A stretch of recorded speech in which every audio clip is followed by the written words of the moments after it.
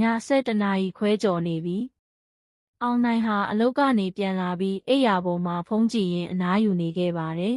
။အဲ့ဒီအချိန်မှာဖုန်းမြည်လာပါတယ်။ဖုန်းမျက်နှာပြင်ပေါ်မှာပေါ်လာတဲ့နာမည်ကအမေ။အောင်နိုင်ကဖုန်းကိုကြည့်ပြီးပြန်မကင်ခဲ့ပါဘူး။မနက်ဖြန်မှပြန်ခေါ်လိုက်မယ်။လို့တွေးပြီးဖုန်းကိုဘေးချထားလိုက်ပါတယ်။မိနစ်အနည်းငယ်ကြာတော့အမေကထပ်ခေါ်ပါတယ်။တစ်ကြိမ်နှစ်ကြိမ်သုံးကြိမ်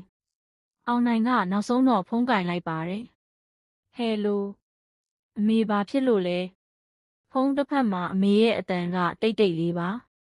တားမအိတ်သေးဘူးလားမအိတ်သေးဘူးဘာဖြစ်လို့လဲအမေကခဏတိတ်သွားပြီးဘာမှမဖြစ်ပါဘူးသားမင်းအတန်ကြားကျင်လို့ပါ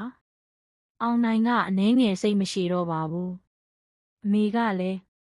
မနှက်ဖြန်မှပြောလေအခုအလုပ်ပင်ပန်းလို့အိတ်တော့မယ်အမေကတိုးတိုးလေးပြန်ပြောပါတယ်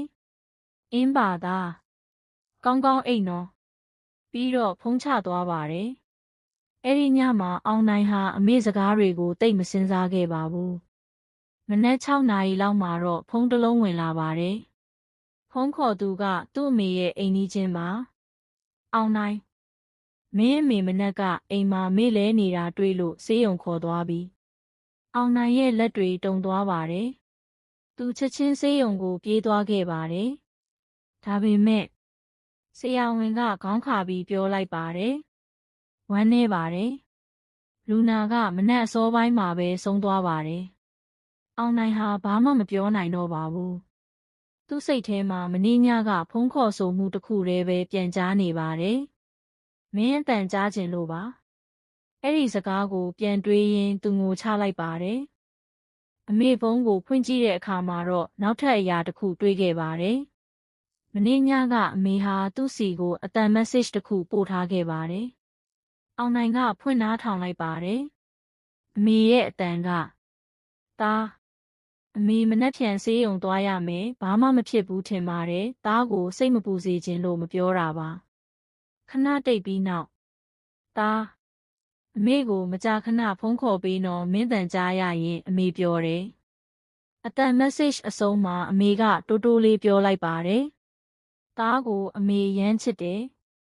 အောင်နိုင်ဟာဖုန်းကိုရင်ဘတ်မှာဖတ်ထားပြီးငိုနေခဲ့ပါတယ်သူ့ဘဝမှာပထမဆုံးအကြိမ်မနှက်ဖြန်မှပြန်ခေါ်မယ်ဆိုတဲ့စကားဟာတခါတလေနောက်ဆုံးအခွင့်အရေးဖြစ်နိုင်တယ်ဆိုတာနားလည်သွားခဲ့ပါတယ်အဲ့ဒီနေ့ကစပြီးအောင်နိုင်ဟာအမေဖုန်းနံပါတ်ကိုမဖြတ်ခဲ့ပါဘူးဖုန်းစရင်းထဲမှာတော့အမေဆိုတဲ့နာမည်နဲ့ပဲအမြဲသိမ်းထားခဲ့ပါတယ်ဘာလို့လဲဆိုတော့လူတစ်ယောက်ကိုဆုံးရှုံးပြီးမှတန်ဖိုးသိတာထက်